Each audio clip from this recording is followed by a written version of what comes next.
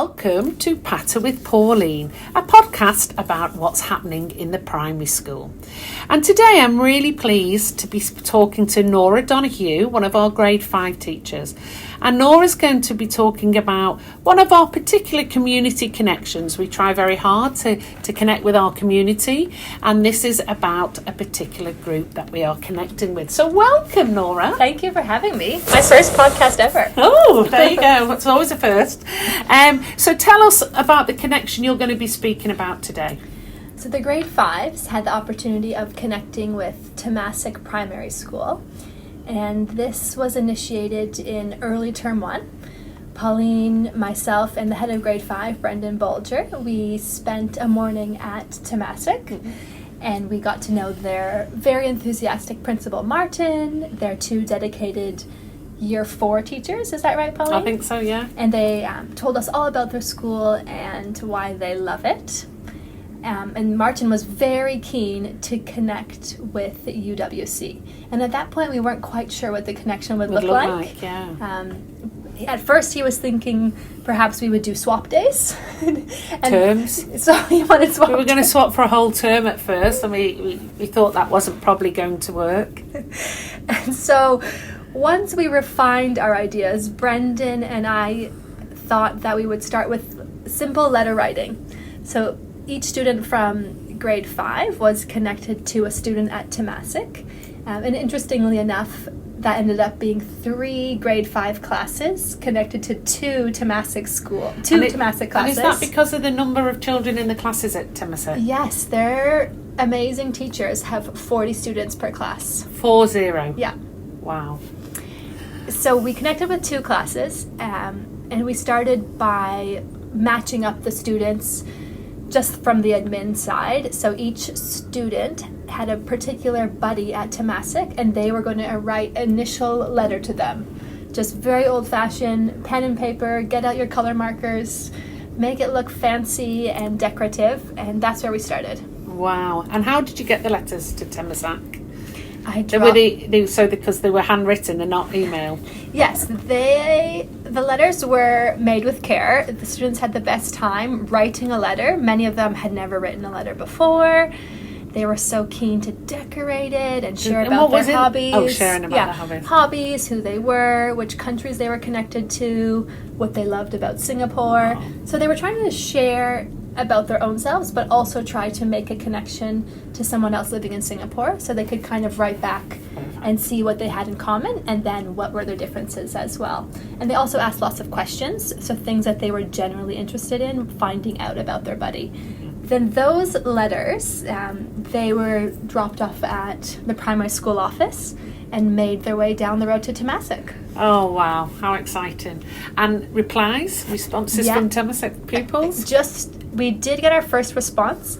At the beginning of term 2 is when they first got our letters, because that was the start of their new year. Yeah, their holidays don't coincide, do they? Quite often. So once they met their new teacher, they had this lovely letter waiting for them, connected to one of our grade 5s. And I think early February is when we got their batch of letters back. And what were our students like? They were so excited. They were very overjoyed.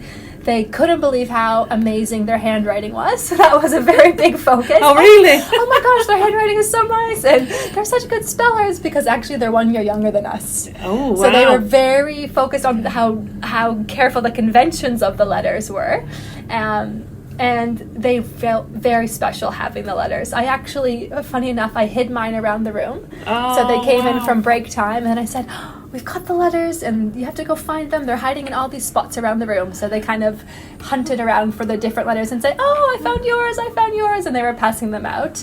And then once everyone had found their hidden letter, we all opened them up at the same time, and then people were kind of cheering out and rushing over to show their friends something.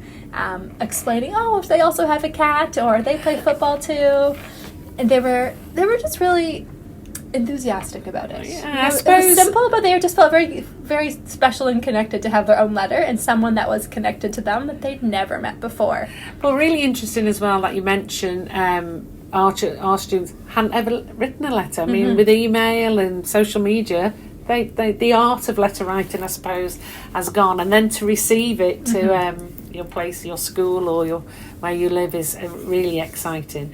And so what happened then? So we've exchanged letters. We're connected with each UWC student's connected with one Temasek student. Yeah, we actually wrote them back one more time because they had all these questions for us.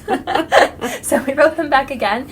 And then with Martin, their principal, we planned a morning where we went to visit Temasek. Oh, wow. How did that go? Great. It was fun. It was lively. The students were a little bit nervous at first because they had never met anybody.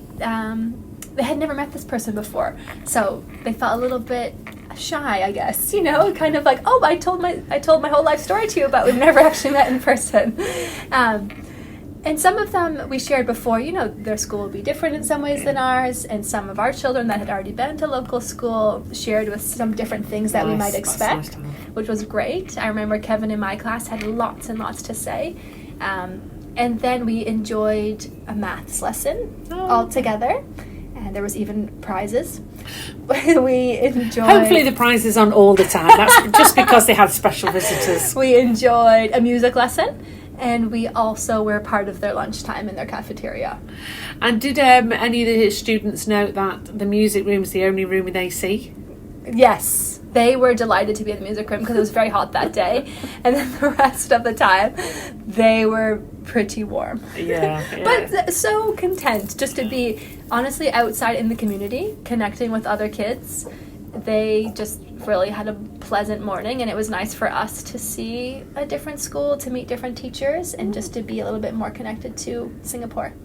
And so we visited them. And the next stage will be? Yeah, they're coming to us. We can't wait to host them. They're coming, I think, May 23rd. Wow. They're going to be part of PE and art lessons. Oh, wow. And then we're also looking forward to sharing our exhibition of learning with them.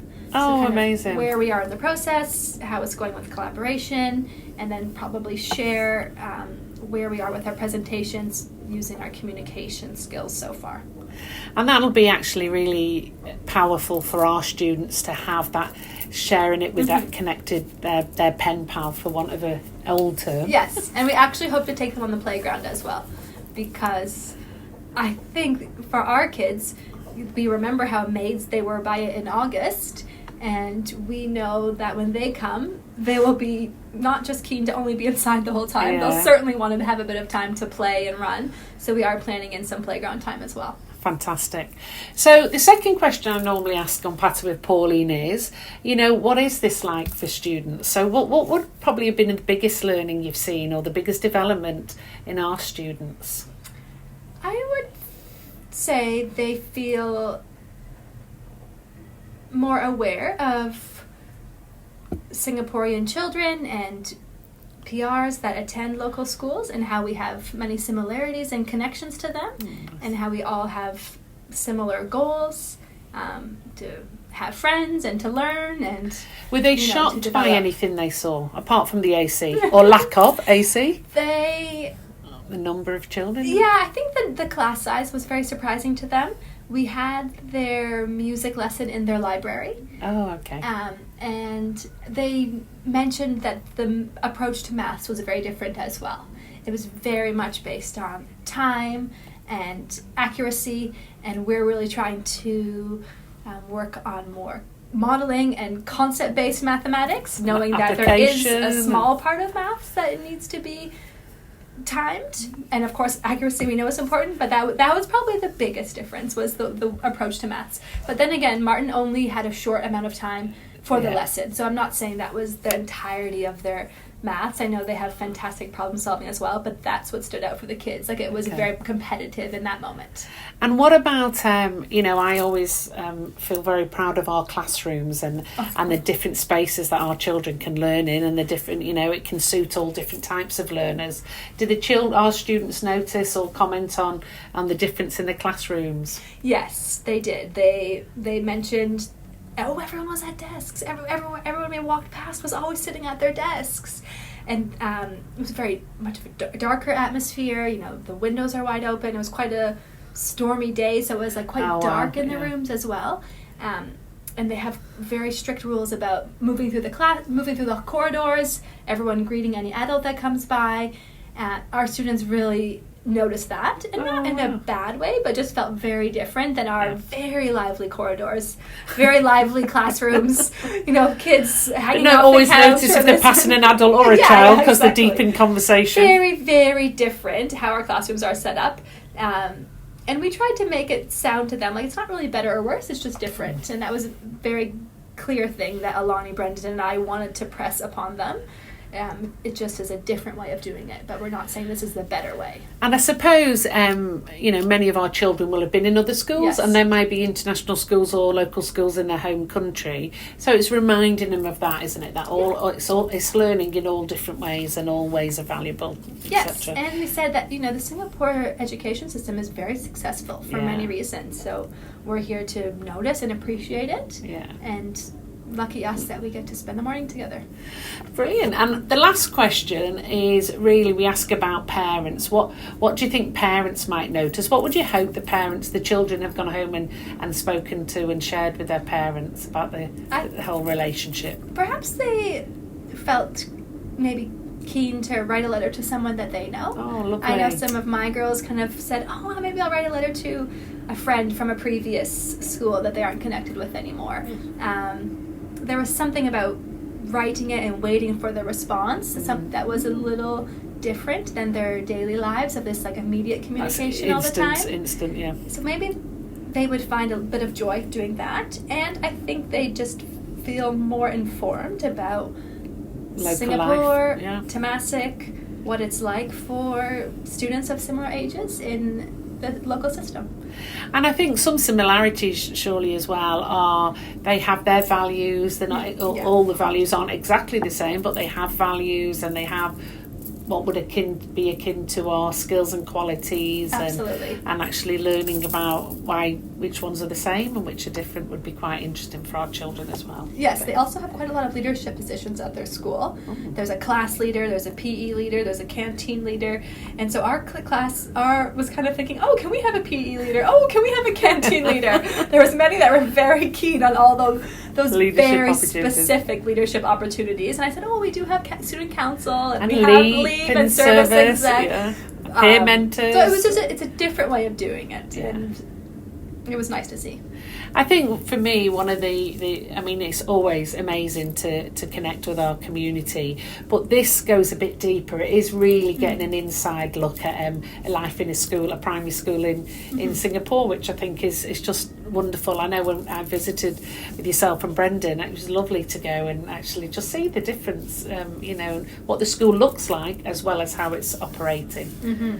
So I can't wait till they come and visit us later this month and hear all about it. But thank you so much for joining us today, and tune in next time for Patter with Pauline. Thank you.